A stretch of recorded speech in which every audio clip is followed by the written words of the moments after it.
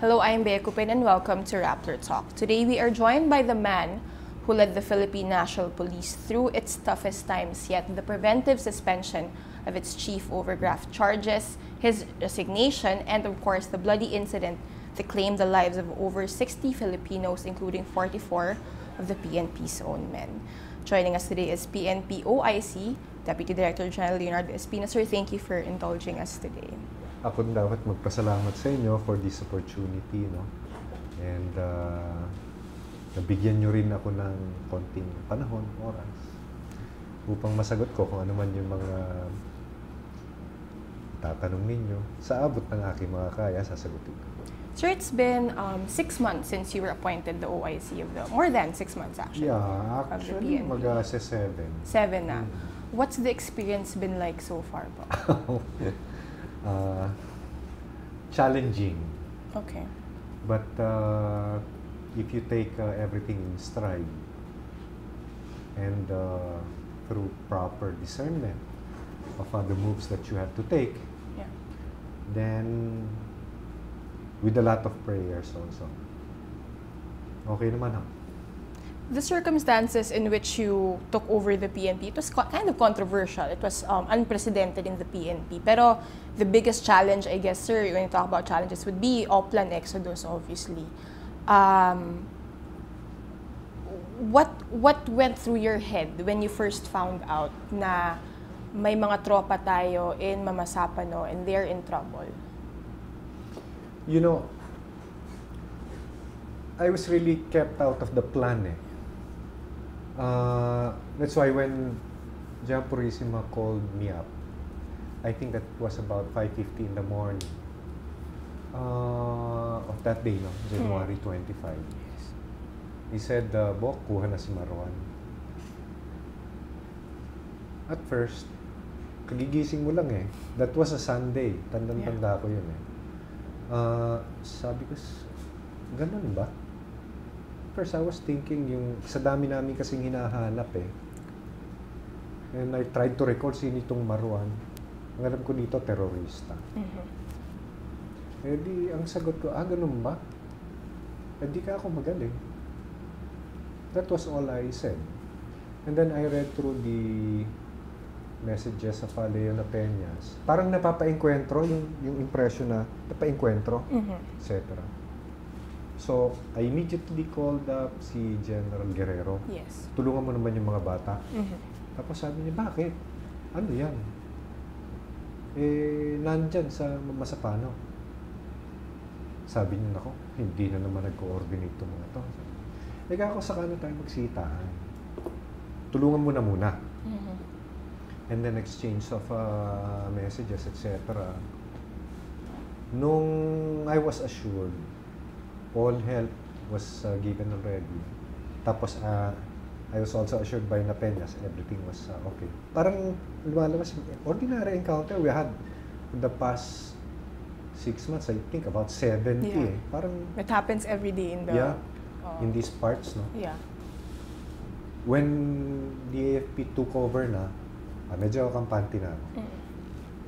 Pero nung mga I was trying to check, kamusta, sir, ano, na binibigyan na kami ng reinforcement. And then at about 1 p.m., may pinadala sa akin Secretary Rojas. Balita ko, ano ito? 11 na raw patay. Ang nagulat ako, kasi dire-diretso naman yung communication namin. So you had the impression that under control siya? Yeah.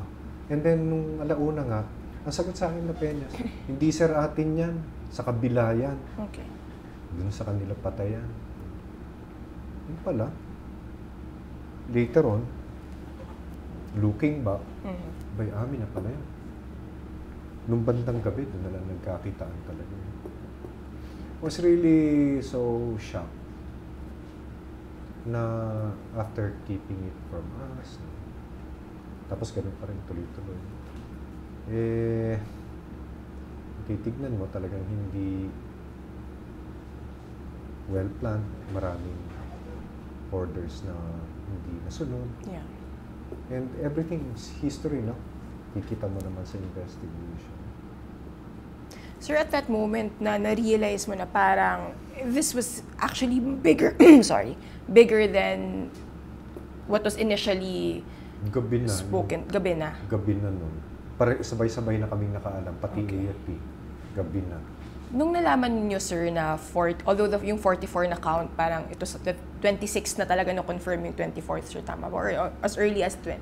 Nung gabi, it even rose to more than 50, 60. Ay, tama. Sabi ko, teka muna, let's put everything in order here. Huwag kayong magbibilang nang hindi nyo nakikita. I want everybody accounted for. I do not want any encounters. Count as they come. Do not indent numbers. And gano'n, etc. Went on until the next day. Doon na kami lumipad. Yes. Ni Secretary Ross. Yes. Immediately after the flag raising ceremony here, because it was the PNP anniversary celebration. Dali-dali na kaming pumunta ron to know what happened. Sir, that was in Cotabato, right, sir? You were with the Interior Secretary and Secretary Gazmin as well. Di ba dun, sir, in that briefing with General Peñas, how did you react when you found out that was the first time that you knew that the President, or the details of the operation? Yes. Dun sa Cotabato, dun sa 6th ID, kay General Pangilinan, yun ang basic question namin. Yeah. Ano nangyari? Yeah. From the start. Kasi di biro, ano nangyari? Kasi hindi nga namin alam. Pati plano. Paano nangyari dun sa, or ano yung plano? Tapos, succeeding, etc. etc. In general, malalaman yun eh. Pasok, we decided, Board of Inquiry per directive of SIMG. Doon na nalaman details. And then it was spelled out sa Senate initially. Doon nakita yung waypoints, hindi na-occupy, etc. Sir, it's gonna be 6 months exactly in a few days on June 25 since when Mama Sapano happened. You were very emotional when you faced Congress, when you spoke about the autopsy reports of the 44. 6 months later, wala pang admin, wala pang criminal cases. What's next? Like what should happen at least? Yung Board of Inquiry nga determined this and that happened. Yeah. Okay. As an offshoot, one of the initial results was way back several months ago. Yung Board of Inquiry results were forwarded to the DOJ. Yeah. DOJ took immediate action on it. Ang dami nakasuhan na eh. Yes. Among those who were identified by the witness in the stead of Secretary of Justice de Lima. So yun, may initial action na yun. Be filed with appropriate charges like murder, etc. Yung mga admin cases, ni-refer naman namin sa Ombudsman, a copy of which was given to the Ombudsman. In reference naman to the lapses, actions, etc. by those concerned PNP officers or AFP, whoever may have been remiss in their duties. Ano yun eh? May mga initial actions na I heard. So many respondents were already called to the Ombudsman for the administrative case, and then dito rin yung Internal Affairs Service natin. So it's moving? It's moving, definitely. Sir, one of the things that the families wanted was justice, exactly, for cases to be filed and for closure. What do you think would bring closure? Maybe not just to the family, but to the PNP as well. Pagka pinag-usapan natin ng closure sa pagkamatay ng isang tao, it would be justice to begin. Hindi yun nakakalimutan na lang. Yeah. Dapat yan, kung sino man may kagagawan yan, kakasuhan mo, yung may gumawa niyan, yung gumawa niyan. And then trial, with due process, according to our laws. Yun. Pagka nag-resulta na and its investigation and trial ended, we have closure. Kasi individual actions ito nangyari. Mhm. Hindi ito organizational. Right. Katulad sa PNP sa amin. Kung meron mang gumawa ng pagpatay ng tao, pagpalagay mo na, it's not the organization that's kawawa naman. It's unfair. Kung sino man yung may kagagawan niyan, say, PO1A and PO2B and PO3C, etc., then let them face the court on the charges that are going to be leveled against them. Right. This is exactly what's happening here Right. also. So speaking about personal mistakes, personal lapses, you've said before in interviews that you don't hold grudges against the personalities involved in Mama Sapa, no? Pero, I mean, isn't that human nature somehow to, you were kept out of the loop in a very high-stakes operation by two police generals, so... Well, that's the action they took, eh. And you cannot go back in time anymore. Eh. Yeah. Ang hirap naman yung sisihan, etc. Nandyan na yan, eh. Yeah. Ang akin, for me, go forward. Right. And then, instead of going back there, sisihin mo na sisihin. You go forward and then, kung anong positive action that may have been somehow dented by previous action, go there sa forward, sa future action. Kaya makita mo, I've been going around. Yes, sir. Immediately after the investigations were somehow concluded, and that was, I think, in March. Yes. I went from region to region, only to tell my people, let's move forward. We cannot be paralyzed, Right. or always thinking about ganito nangyari, etc. Because we owe it to the people, we should act professionally. Ang tanging request ko na lang sa kanila, itong hinila natin medyo mabigat, eh. Mabigat talaga to, 44. Yeah. Matayan ako ng isang kapatid. This is 44 times over. Right. You just know you would know the pain pag kami matayan kang kapatid, di ba? And this is multiplied 44 times.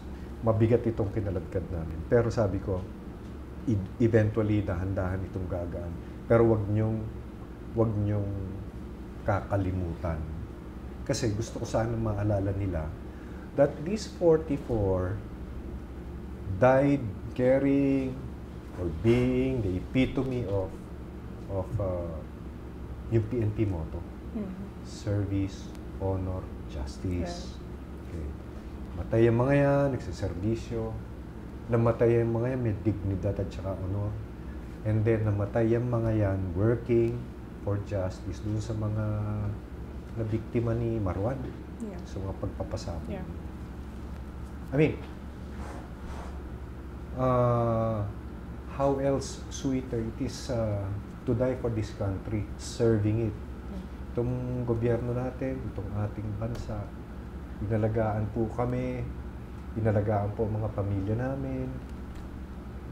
It is sweetest. I always would repeat that. No? Yung pag-aalaga sa amin ng bayan na to, simula pa noong 1977, in my case, until now that I'm going to retire in 2015. Ang pagmamahal dito ng bayan natin sa amin, no?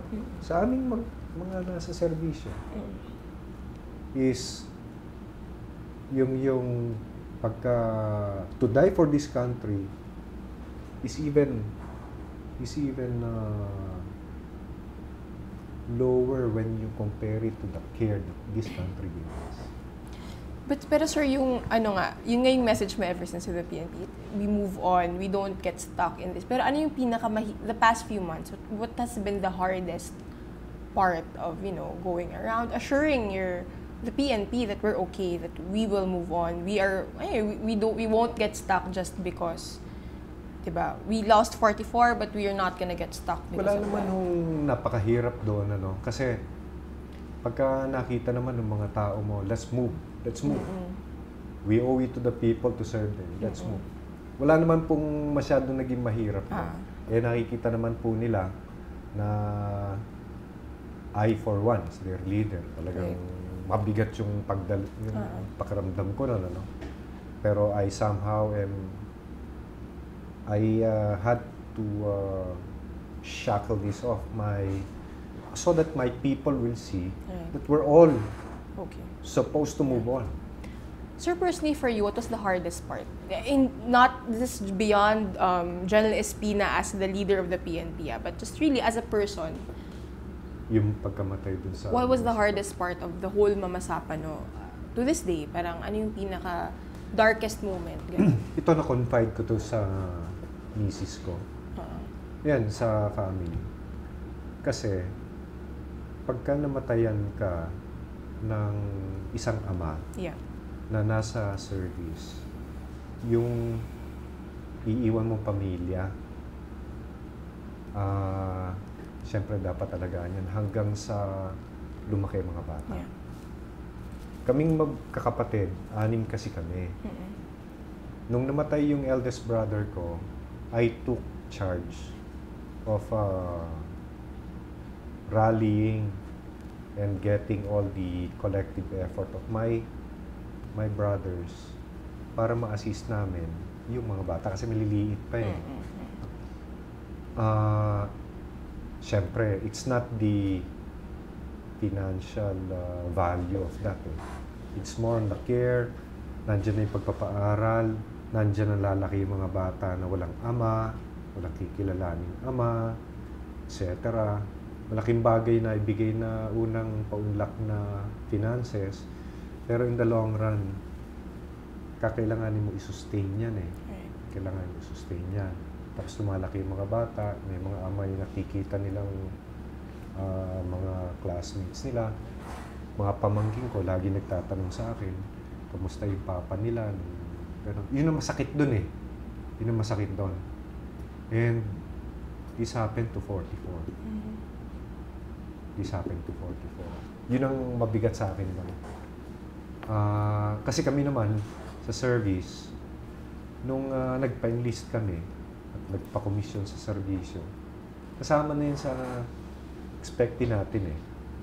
Kaya ako personally, inugali ko, na mula second lieutenant ako, lalo na nung pinasal ako, lagi ako nagbibilin, do this, do that. In case this is my last day. Importante yun eh. Nakita ko nga sa kapatid ko, biglaan, etc. Natuto ako doon. Kaya medyo morbid planner ako na it's already accepted by my wife that ito insurance ko, ito sweldo ko, etc. Kami patay lang eh. Yung pamilya iwan mo, buhay yun eh. Paano, di ba? So, that's one way. Financially yun, no? Pero masakit talaga yan. Napakasakit. Yun ang It became personal for you somehow. Kasi ramdam ko eh, dahil matayin nga ako ng kapatid eh. Ito, nakikita ko, 44 din ito. Ganun, times 44 nga eh. Kaya nga napakabigat. Sir, on other matters naman, it's been a frustration for many politicians, people within the PNP and the public na 6 months, no permanent, no acting PNP chief. People were clamoring for you to be elevated to an acting or a full-time position. How have you been handling that? You know, there's that external pressure, people saying things, and then... Sa akin, wala kayong problema. Kasi I never even think of it as a problem. Ito ang binigay sa akin role. So, gampanan ko na. Hindi ko nga iniisip na mag-OIC ako simula noong December. And then everything went as it went. During that time pa nga, sabi ko kay SILD, sir, palitan nyo na lang kung as OIC, I will support. Kasi 7 months na lang to. Mas maganda siguro for the sake of our organization. Somebody with longer tenure. Para tuloy-tuloy yung kanyang programa. Nagkaroon ng mga events. The people visit. Papal visit, Oh my God, yeah. yan, napakarami namin. Almost 1/5 our force Yes. was deployed. So, kalimutan yon. And then, after 1 week, mamasapahan. That's true. And then, investigation. Wala, nalimutan ng lahat. We had to institute action, measures to contain the situation, no? Hanggang sa March yan. And then I repeated. Right. Kasi nga, which you discovered. Yes, sir. I did. Na, ang akin naman doon, Bea, is Yeah. for respect naman. Kasi, Right. courtesy resignation yon. At ako naman, at ang presidente, in the presence of Secretary Maroas, courteously, sabi ko, sir, baka nakakasagabal ako sa pagpili ninyo ng Chief PNP. Ito po, courtesy resignation. Upon your approval. Hindi naman daw pala, etc. Kaya pasensya ka na, Bea, kung sakaling hindi kita masagot ka agad nun. Kasi I respect the private conversation that I had with the President. Although it had public consequence, no? Kaya lang, you wouldn't hear it from me first. Initially, yeah. Because I respect the privacy of our conversation. Right. I have the highest respect for the gentleman of this country. You should see the President. You should work with the President. He's really gentleman. Sir, a week after Mamasapan, you called for command conference with the PNP's top brass. Parang there you were rallying your generals and your colonels to work together. Let's move on past this. But was it difficult knowing at that point General Purisima had not yet resigned as PNP chief? Was it difficult having General Purisima still there, suspended, but he could come back anytime? Meanwhile, you're the OIC, you're legally the head of the PNP. Was it difficult, navigating that? Hindi. Kasi, katulad nga nung sinasabi mo command conference na gano'n, isa lang in-emphasize ko. Yeah. Okay. Sana, pagka merong mga nangyayari ngayong araw, and I am the OIC, Right.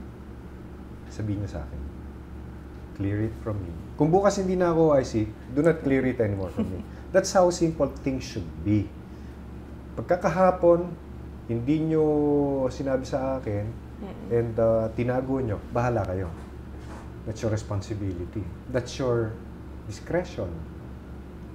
Pero if I don't know about it, yun lang naman in-emphasize ko. If I don't know anything about it, and it's like a major operation. Mamasapan, no? Ano? What can I do?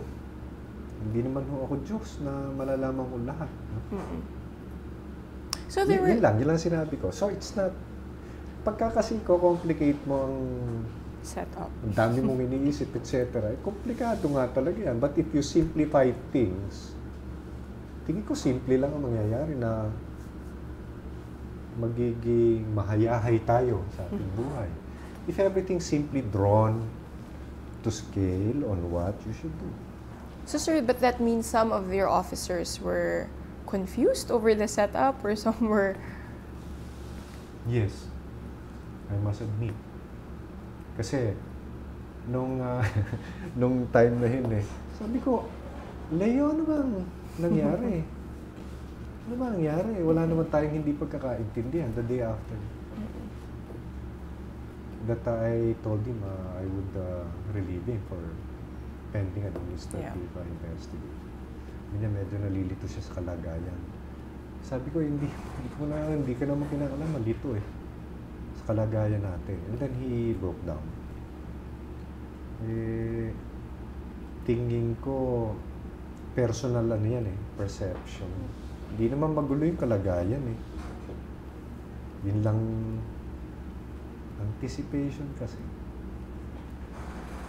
Sir, yung ganyan, sir, when crisis happens in the PNP, of course you're friends with a lot of the officers, but at the same time, for example, like General Napeñas, how do you balance that or even with Purissima, who was your classmate in the PMA, like, how do you balance personal ties, but, you know, they did something wrong, or they, you know...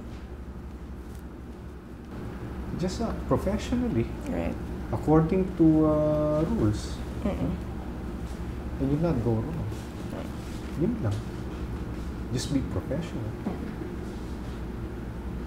So I asked you earlier about the past 6-7 months as OIC. Ngayon naman, in a month, you'll be retiring. What is the past 30, how many, 30? 38 38. since cadet. Since cadet days, oo. 34 since second Wow. cadet. 38 years. So how has it been like, 38 years in the service? Alam mo, siguro yung ugali ko ay I tend to take things positively, work professionally. Sa akin, napakagandang experience ang yung calling na pagiging military and then naging police ka. I never use the word ups and downs. Walang downs. Kasi challenge yon for you to go a little higher. Eh kasama yan eh, hindi naman laging, di ba? Kasama yan sa napili mong career. Kaya, I take things in stride. I really work hard, no, for every day. Ang motto ko kasi sa PNA, yung sa core book namin. Oh yeah, I've seen that. Napakahabang motto na work hard. Every day. When I wake up, I put that in my head. Trabaho ng trabaho ng trabaho. Pero alam mo yung always with a sense of fairness, justice, tsaka service. Importante yun. And, ano yun? Maseservisyo mo ng tama, pare-pareho, mga tao mo, at tsaka sambayanan. You said you don't want to talk about ups and downs, but what was the hardest part in almost 4 decades of service to the country? What was the lowest or hardest parts of those decades? Admittedly, ito, no? Isa sa pinaka mahihirap itong mamasapaan. Medyo may complication kasi there were various factors. Tsaka ang dami namatay. Yeah. Ang dami namatay. Mag-umpisa ako dun sa first assignment namin, sa bundok kami for 2 years. Wow. Encounter dito, encounter. That's as a fresh graduate of the PMA. As a fresh graduate. Wala nang katapusang enkwentro. Mahirap yon. When I was 22 years old, inambush ako sa ilog. Kala ko, ayun, sabi ko nga eh, kung hanggang dito na lang ako, hanggang dito na lang ako. 22. Pero hindi pa pala yun ang panahon ko. Which province was this? Sa Samar po. Samar. That was that was your first assignment. Sir, a month ago, the PNP welcomed 200 or more or less 200 new officers from the PNPA. If you could talk to them, if you could give them advice, like how do you survive decades in this? I'm sure it's not easy. Alam mo, just do your job well.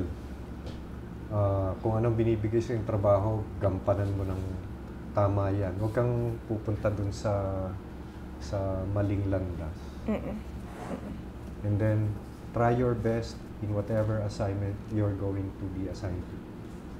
Sir, 7 months as OIC. You're retiring soon and hopefully a new PNP chief will be announced soon. What would be your advice to whoever will replace you? Pareho rin eh.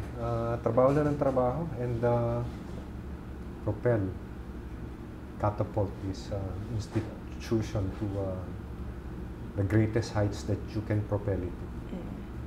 Last question, sir. What's next for you once you finally, put down your uniform, and what's next? Definitely, I'm going back home. I'm going to see my family through and well. And yun nga ho, lagi ko sinasabi kasi this is a commitment and vow. I will help my wife in church. So it's back to being a I'm family really man. excited. Yes, yes. Family and church. Priority. Until, lagay mo ng 20 years ako mabuhay pa. That would be most fulfilling. No plans of further government service No. or... No, I have no plans. I have no plans. So we go back to just being Leonardo Espina, no more. I'm going back home. And that has been Deputy Director General Leonardo Espina. Sir, thank you for giving us your Thank time you. again. Thank you. Thank you for joining us today. And I'm Bea Cupin, and that was Rappler Talk.